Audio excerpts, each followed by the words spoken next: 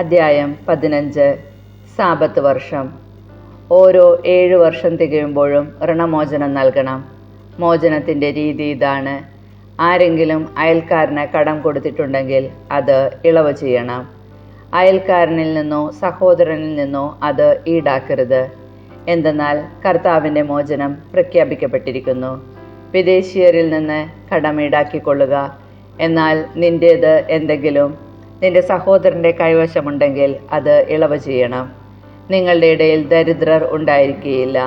എന്തെന്നാൽ നിങ്ങളുടെ ദൈവമായ കർത്താവ് നിങ്ങൾക്ക് അവകാശമായി തരുന്ന ദേശത്ത് നിങ്ങൾ അവിടുത്തെ വാക്ക് കേൾക്കുകയും ഞാനിന്ന് നൽകുന്ന അവിടുത്തെ കൽപ്പനകളെല്ലാം ശ്രദ്ധാപൂർവം പാലിക്കുകയും ചെയ്താൽ അവിടുന്ന് നിങ്ങളെ സമൃദ്ധമായി അനുഗ്രഹിക്കും. നിങ്ങളുടെ ദൈവമായ കർത്താവ് തൻ്റെ വാഗ്ദാനമനുസരിച്ച് നിങ്ങളെ അനുഗ്രഹിക്കും. നിങ്ങൾ അനേകം ജനതകൾക്ക് കടം കൊടുക്കും. നിങ്ങളൊന്നും കടം വാങ്ങുകയില്ല. നിങ്ങൾ അനേകം ജനതകളെ ഭരിക്കും. നിങ്ങളെ ആരും ഭരിക്കുകയില്ല. നിങ്ങളുടെ ദൈവമായ കർത്താവ് നിങ്ങൾക്ക് നൽകുന്ന ദേശത്തെ പട്ടണങ്ങളിൽ ഏതെങ്കിലും ഒരു സഹോദരൻ ദരിദ്രനായിട്ടുണ്ടെങ്കിൽ നീ നിന്റെ ഹൃദയം കഠിനമാക്കുകയോ അവന് സഹായം നിരസിക്കുകയോ അരുത്. അവന് ആവശ്യമുള്ളത് എന്തു തന്നെയായാലും ഉദാരമായി വായ്പ കൊടുക്കണം. മോചനത്തിൻ്റെ വർഷമായ 7-ാം വർഷം അടുത്തിരിക്കുന്നുവെന്ന് നിന്റെ ദുഷ്ടഹൃദയത്തിൽ ചിന്തിച്ച് ദരിദ്രനായ സഹോദരനെ നിഷ്കരുണം വീക്ഷിക്കുകയും അവനൊന്നും കൊടുക്കാതിരിക്കുകയും അരുത്. അവൻ നിനക്കെതിരായി കർത്താവിൻ്റെ സന്നിധിയിൽ നിലവിളിക്കുകയും അങ്ങനെ അത് നിനക്ക് പാപമായി തീരുകയും ചെയ്യാതിരിക്കാൻ സൂക്ഷിച്ചുകൊള്ളുക. നീ അവന് ഉദാരമായി കടം കൊടുക്കണം. അതിൽ ഖേദിക്കരുത്.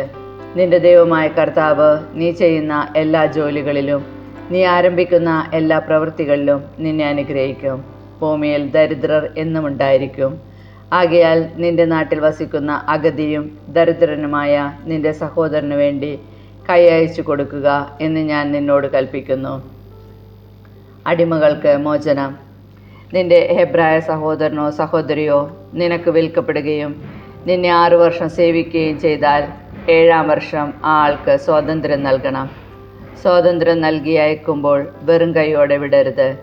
നിന്റെ ആട്ടിൻപറ്റത്തിൽ നിന്നും മെതിക്കളത്തിൽ നിന്നും മുന്തിരിച്ചക്കിൽ നിന്നും അവൻ ഉദാരമായി നൽകണം. നിന്റെ ദൈവമായ കർത്താവ് നിനക്ക് നൽകിയ ദാനങ്ങൾക്കനുസരിച്ച് നീ അവന് കൊടുക്കണം. നീ ഒരിക്കൽ ഈജിപ്തിൽ നിന്നും അടിമയായിരുന്നുവെന്നും നിന്റെ ദൈവമായ കർത്താവാണ് നിന്നെ രക്ഷിച്ചതെന്നും ഓർക്കണം. അതിനാലാണ് ഇന്ന് ഞാൻ നിന്നോട് ഇക്കാര്യം കൽപ്പിക്കുന്നത്. എന്നാൽ അവൻ നിന്നെയും നിന്റെ കുടുംബത്തെയും സ്നേഹിക്കുകയും നിന്നോടുകൂടെ താമസിക്കാൻ ഇഷ്ടപ്പെടുകയും ചെയ്യുന്നത് കൊണ്ട് ഞാൻ നിന്നെ പിരിഞ്ഞു പോവുകയില്ല എന്ന് പറഞ്ഞാൽ അവനെ ഭവനവാതിക്കൽ കൊണ്ടുവന്ന് ഒരു തോൽ സൂചി കൊണ്ട് നീ അവൻ്റെ കാത് തുളയ്ക്കണം. അവൻ എന്നും നിന്റെ ദാസനായിരിക്കും. നിന്റെ ദാസിയോടും അപ്രകാരം ചെയ്യുക. അവനെ സ്വതന്ത്രനാക്കുമ്പോൾ നിനക്ക് ഖേദം തോന്നരുത്. ഒരു കൂലിക്കാരന് കൊടുക്കേണ്ടതിൻ്റെ പകുതി ചെലവിന് അവൻ 6 വർഷം നിനക്ക് വേണ്ടി ജോലി ചെയ്ത് നിന്റെ ദൈവമായ കർത്താവ് നിന്റെ എല്ലാ പ്രവൃത്തികളിലും നിന്നെ അനുഗ്രഹിക്കും. കടിഞ്ഞൂലുകൾ. നിന്റെ ആടുമാടുകളിൽ കടിഞ്ഞൂലുകളെല്ലാം നിന്റെ ദൈവമായ കർത്താവിന് സമർപ്പിക്കണം. കടിഞ്ഞൂൽ കാളയെ കൊണ്ട് പണിയെടുപ്പിക്കരുത്. കടിഞ്ഞൂൽ ആടിൻ്റെ രോമം കത്രിക്കുകയും അരുത്. നിന്റെ ദൈവമായ കർത്താവ് തിരഞ്ഞെടുക്കുന്ന സ്ഥലത്ത് വെച്ച് അവിടുത്തെ സന്നിധിയിൽ വർഷം തോറും നീയും നിന്റെ കുടുംബവും അവയെ ഭക്ഷിക്കണം. അവയ്ക്ക് മുടന്തോ അന്ധതയോ മറ്റെന്തെങ്കിലും ന്യൂനതയോ ഉണ്ടെങ്കിൽ നിന്റെ ദൈവമായ കർത്താവിന് അവയെ ബലി കഴിക്കരുത്. നിന്റെ പട്ടണത്തിൽ വെച്ച് തന്നെ അതിനെ ഭക്ഷിച്ചുകൊള്ളുക. ഒരു കലമാനിനെയോ പുള്ളിമാനിനെയോ എന്നതുപോലെ ശുദ്ധനും അശുദ്ധനും ഒന്നുപോലെ അത് ഭക്ഷിക്കാം. എന്നാൽ രക്തം ഭക്ഷിക്കരുത്.